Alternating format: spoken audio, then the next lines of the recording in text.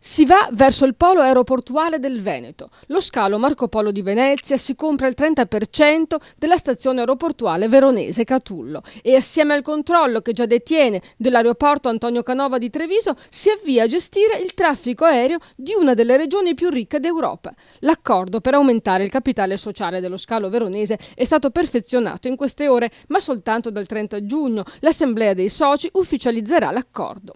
La società Save, che gestisce l'aeroporto di Venezia, ricalca dunque le mire espansionistiche dell'antica Serenissima e ora si tratta di capire quanto il nuovo polo influenzerà lo sviluppo della regione. Il Marco Polo, ad esempio, si è rivelato determinante per aprire nuovi corridoi con il mondo arabo. Ne ha guadagnato il turismo, la laguna è meta di viaggiatori dannarosi provenienti dall'Oriente e gli affari. Le piccole e medie imprese di tutto il Veneto esportano merci e operai specializzati negli Emirati Arabi.